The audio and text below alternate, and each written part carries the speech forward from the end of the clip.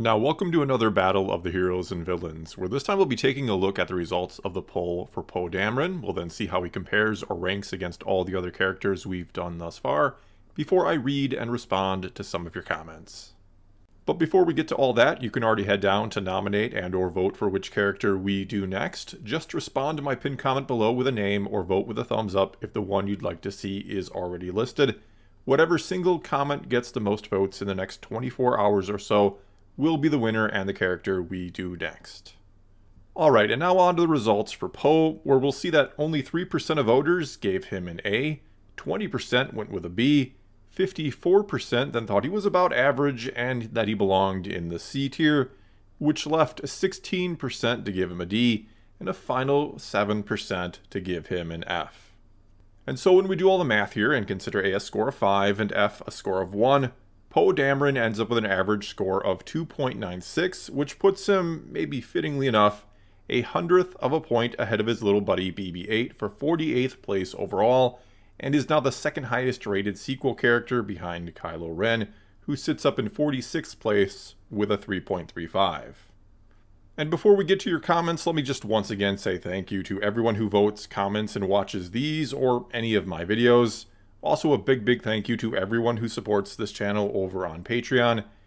And now let's kick it off, as we always do, with the top rated comment, which this time comes to us from Stephen McDonough, who said, "Somehow Palpatine returned. The way Oscar Isaac delivers that line in The Rise of Skywalker tells the audience / fanbase everything you need to know about Poe's characterization. Even he was angry about it by the tone of his voice in that moment." And for whatever reason, every time I hear that line from Poe that somehow Palpatine has returned, I'm reminded of that clip of George Lucas where he's just finished the script for Revenge of the Sith, and I'll play it for you now in case you've never seen it before. There you go.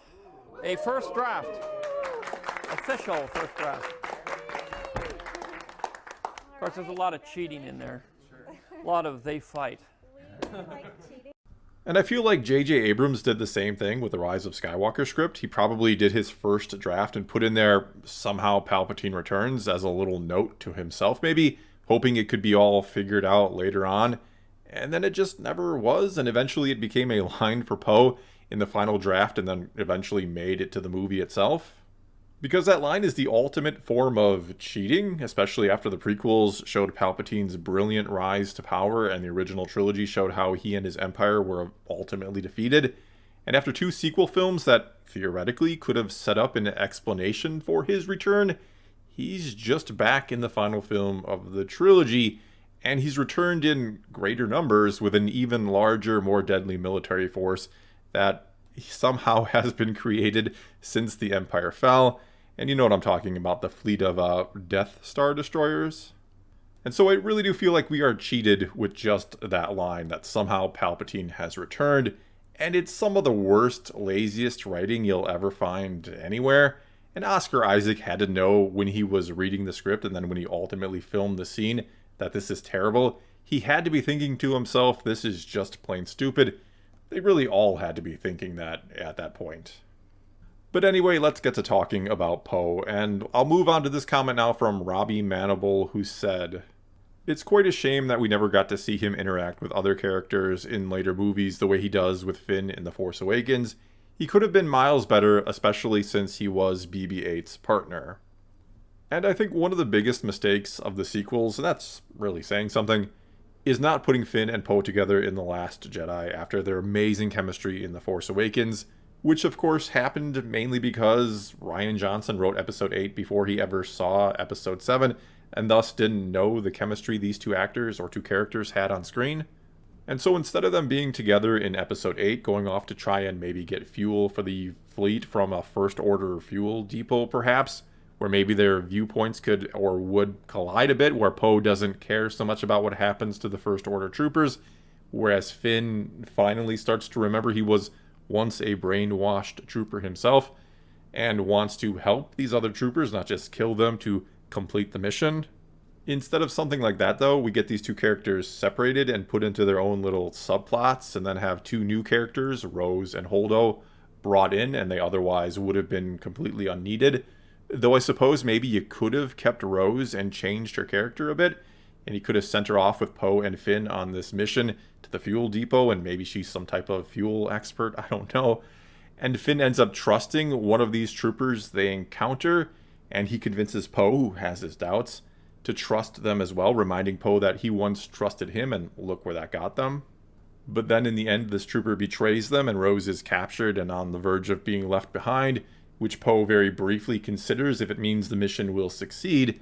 But this is when Poe, thanks to Finn caring about the troopers, even though it has cost them, quickly changes his mind, and Poe realizes that they can't leave Rose behind, and so they risk the success of the mission to save her, kind of the opposite of what he did at the start of the movie. And if you really wanted, Rose could even still say something about how this is how we're going to win, because we care about each other, whereas the First Order does not, and that they even care about their enemies, which she has learned from Finn. Though Finn will say he's not ready to give up on his former comrades just yet, that there are no doubt others like him within the ranks who would turn if given the chance, and then in episode 9 he could go lead a stormtrooper revolt or something like that. I don't know, just throwing some ideas out there of how you could put Finn and Poe together and give them some sort of story arc, but I'm again getting off topic, so let's get back on track with this comment from Sea Lion Studios, who said, "He started out great in The Force Awakens. He was slightly inconsistent, but I could still roll with him in The Last Jedi. Come The Rise of Skywalker, and he lost me." Then we also have this comment from Cadence Kep, who said, "Episode 7, Poe is a genuine, brave, talented pilot and leader who I was excited to see more of. Episode 8, Poe is suddenly an inexperienced, rash, trigger-happy pilot who constantly needs to be put in his place. Episode 9, Poe existed for narrative exposition and terrible one-liners.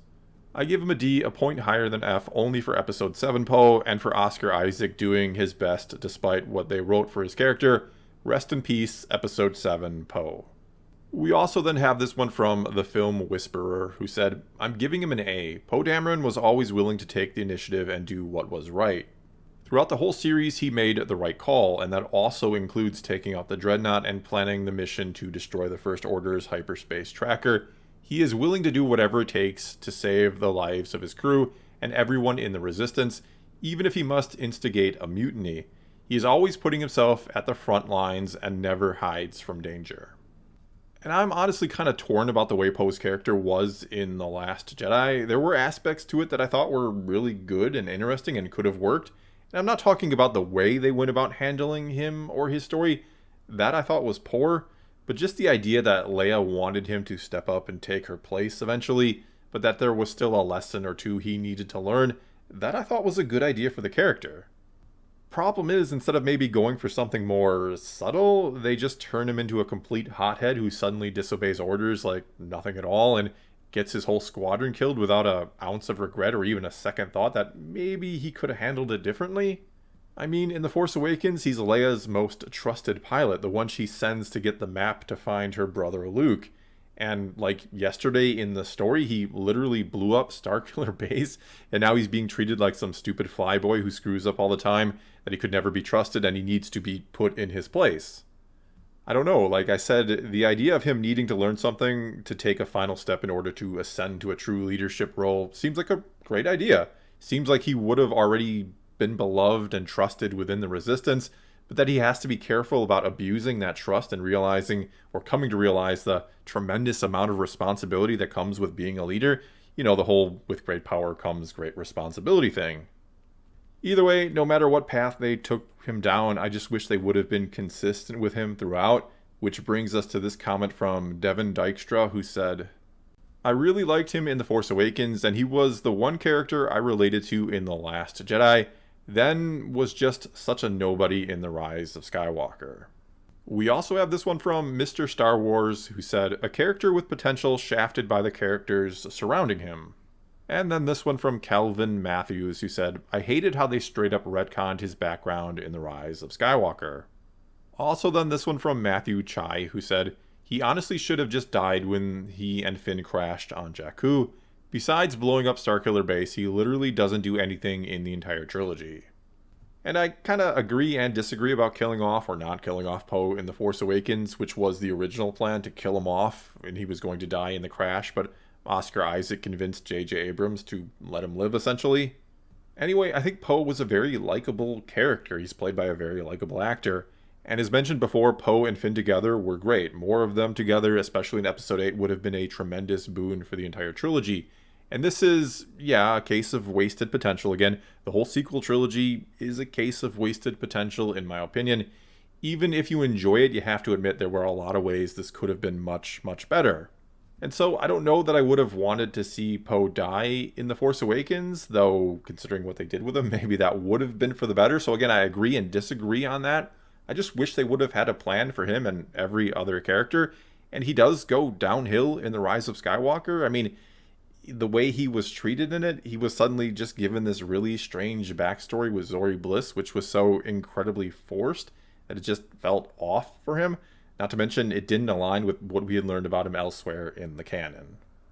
Alright, and let's get to a few final comments now before wrapping this one up. Starting with this one from John DeBenedict, who said, I feel like the term wasted potential has been applied to too many things about the sequel trilogy or just the entire trilogy, including Finn, but I would apply that to Poe as well. Not much else to say. Could have done way more with him, didn't, so here we are. Then there's this one from JB3 who said, they fly now and somehow Palpatine returned. Sums it all up. We also have this comment from HH Night Reviews who said, despite the way the character was treated in Episode 8, I still love Poe. Having him survive the first act of Episode 7 was among the few smart decisions of the Disney trilogy.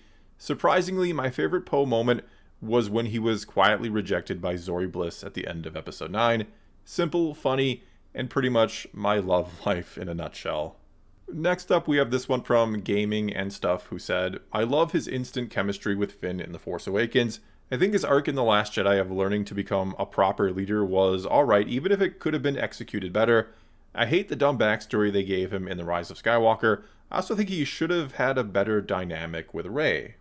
We also then have this one from David Thor who said, he and Finn had the perfect beginnings of a bromance in The Force Awakens, and I'm just a bit sad it didn't get to grow. Next up, this one from Dante who said, he was the best pilot in the Resistance until Rey usurped his one unique skill. Then we have a comment here from Peter who said, this is a harsh one because Oscar Isaac is such a good actor and seemed to have fun in The Force Awakens, but someone forgot to tell the writers that characters are more than one-liners. And finally here we have this comment from PJack05 who said, in The Force Awakens he was a likable but not all that interesting new character. In The Last Jedi there was a great idea for a character arc but handled the wrong way. The Rise of Skywalker gave him an unnecessarily complex backstory, but it's not developed enough. He was also given some of the worst lines I've ever heard. Just like everything else in the sequels, wasted potential. My rating is a low C. Well, that's all I've got for you this time. Now it's your turn to tell me what you think of Poe Dameron, or what you think of what I or anyone else in this video had to say about him, or you can feel free to nominate and or vote for which character we do next. Whatever the case may be, leave a comment below and let's talk some Star Wars. And until next time, thanks for watching.